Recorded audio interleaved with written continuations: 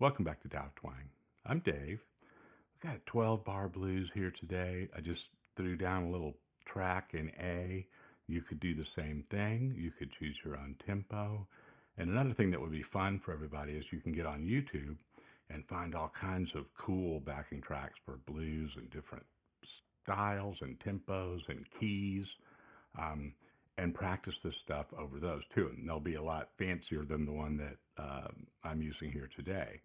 Um, Making your own has, you know, special benefits, right? Because it's just another part of your whole understanding and putting things together and creating the whole space that you're working in your own language. But then, I like to get on YouTube and just, you know, kind of poke around for some backing tracks, some blues tracks, and some of them are just really fun. You'll find one that feels good, and then it redirects your playing and the stuff you've been practicing in a different way because it's a different vibe. So try both things, but definitely start making your own loops if you're not already doing that. So this one's gonna be this isn't like a specific topic, the chord tones or something, in blues. Or it, it, with one exception, I'm going to talk, you know, a lot about the major and minor third and how those can both be integrated into a blues, a 12 bar blues that's has a major one um, um, chord, meaning it's not a minor blues, right? It's a major.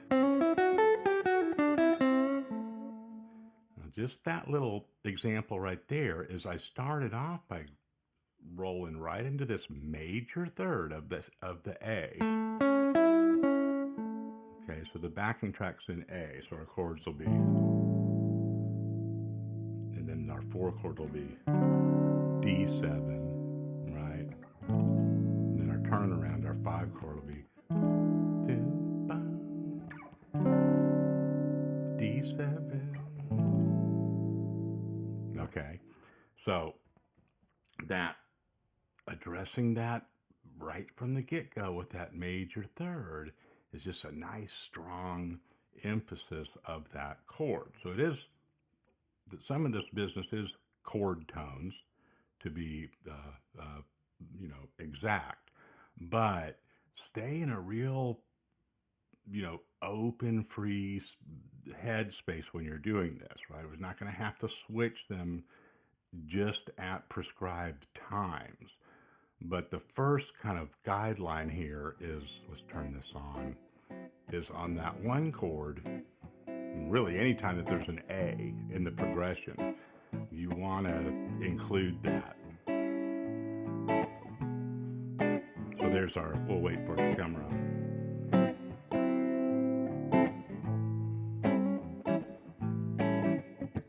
Now I'll come right in with it.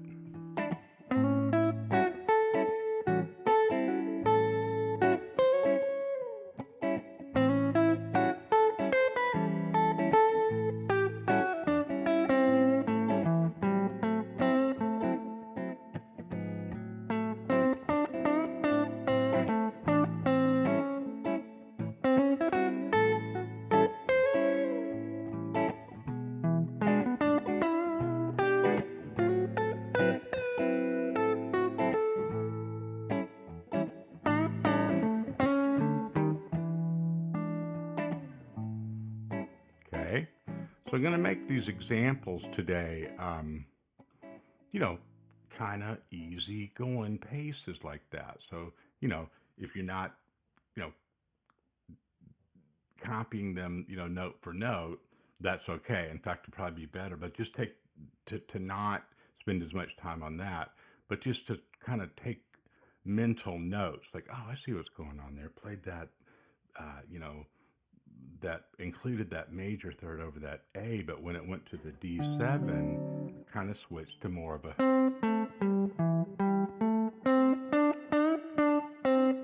And then when it went back to the A, that really nails it down again.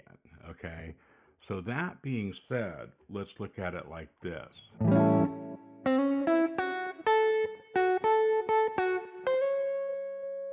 Okay, this note, the C sharp, and the C sharp up here are the major third, right out of that triad of A.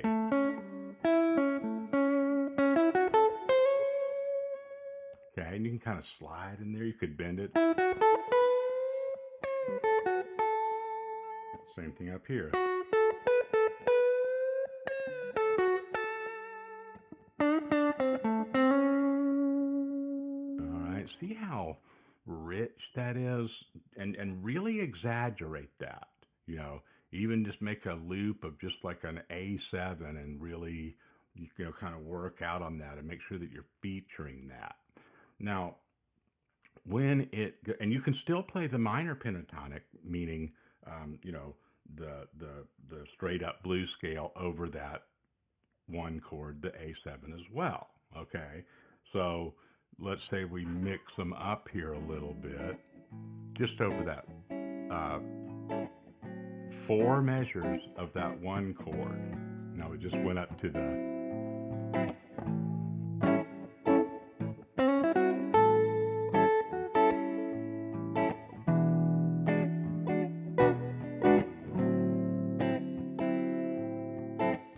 okay. So now I'll start off with a real strong major third sound.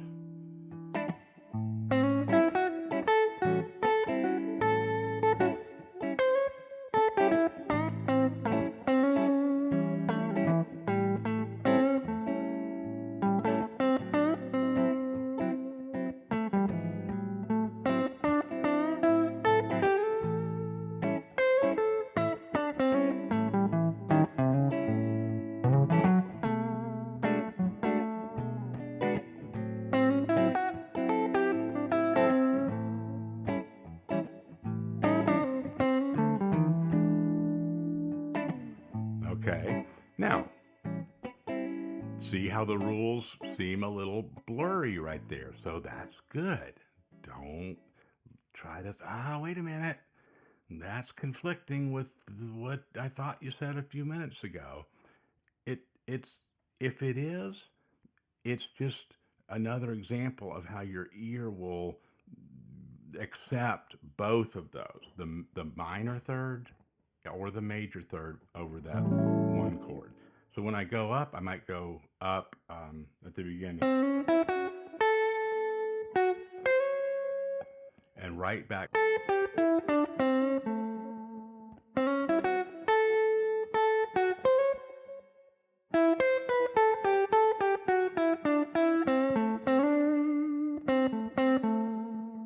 Okay, now when we go and practice that, like, make a little routine out of that. One direction, play the major. When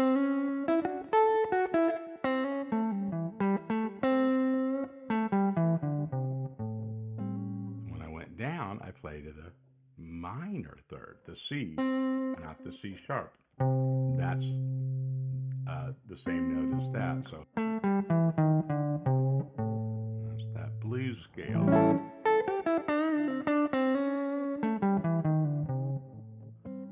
There's a lick that has both of them in it, right?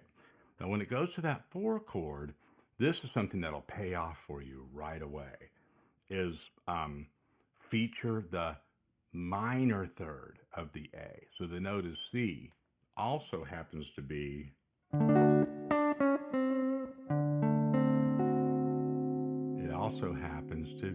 the flat 7, the dominant 7th note of that D7, okay?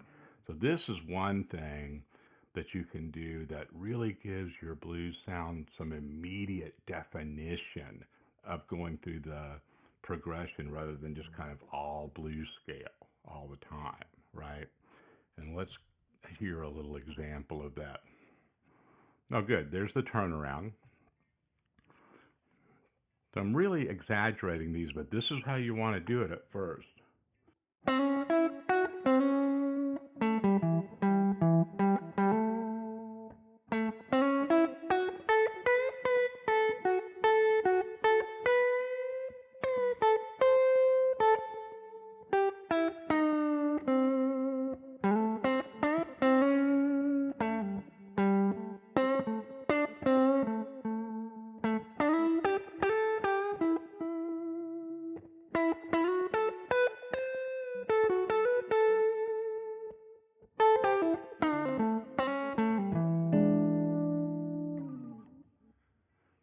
Okay. Now we're going slow, right?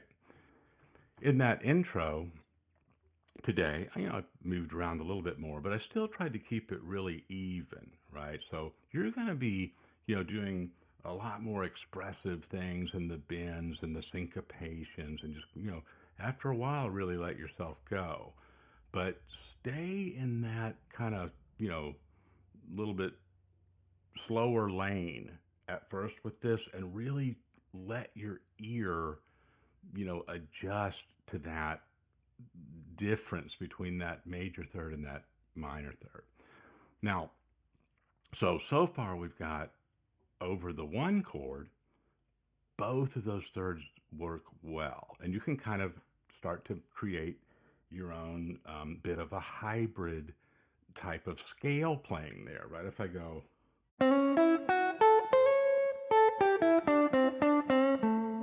it's kind of a mixture of like a mixolydian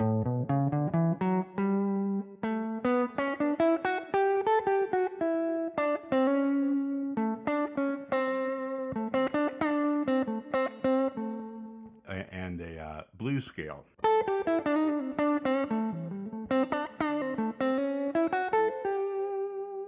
Right? What makes it Mixolydian is that flat 7 of the A, right? We don't want to get too caught up in this right now, but if this is new to you, but that's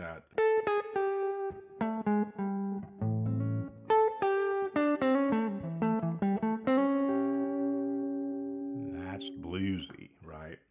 And it's a different flavor than that minor version. But then when we go to the 4 chord, we want to, for this exercise, almost exclusively use the minor third with respect to the A. And for the D, it's the flat 7. Okay. And all with that blues notes always kind of work in there.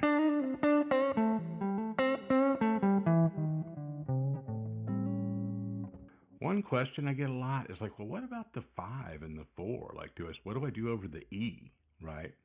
And you can mess around with that, right? I don't want to say that you don't want to get so caught up in the game plan that you're not playing. You're just kind of tracking everything in your head like that. This is mainly about the 1 and the 4.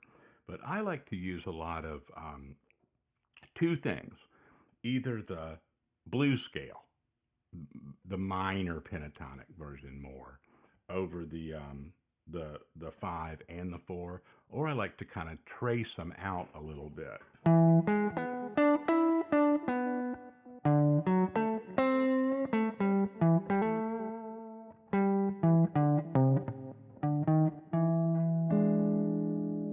Right, almost like a bass line.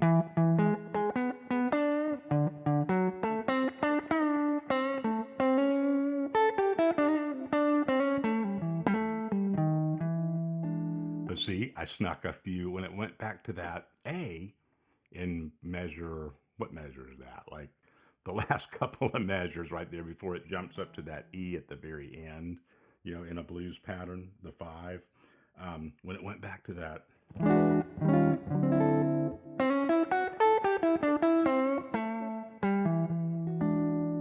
made sure I, got that C sharp in there. I just like that, the bite that gives it. Okay, so we're staying in this position on this mostly today. A lot of the stuff that I did in the intro was just going up and using other pentatonic shapes, but still adhering to these guidelines, right? About the, if I went up,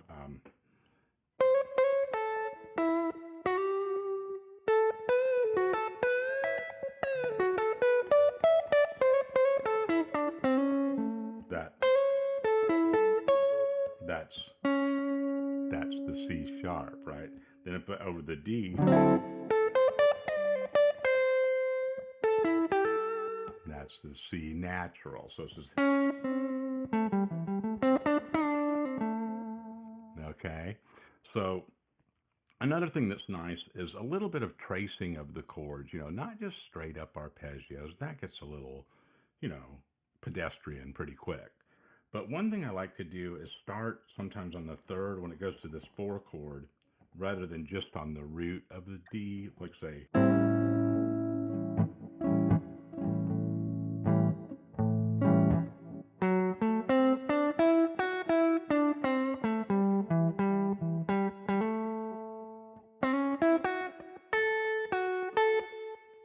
Okay, so when I went up to the 4 that time,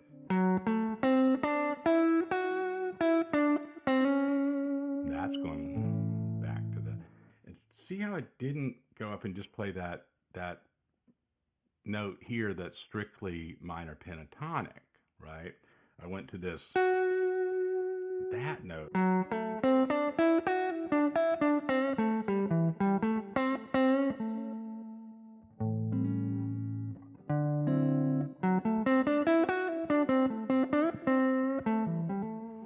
That's got a little bit of a different slant to it, right? Because then you're playing like more of a kind of a more full triad version. That's the major third of the D.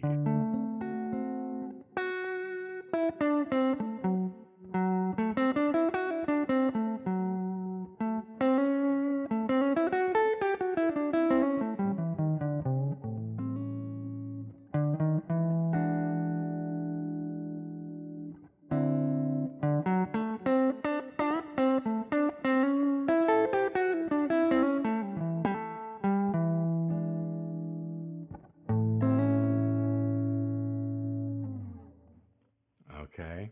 Not going to do a bunch of flashy, running around on this. What we just did is really priming your ear to hear that third. And you got to go slow to really investigate that. Don't even have the backing tracks going the whole time, right? Some of it's like just the chord.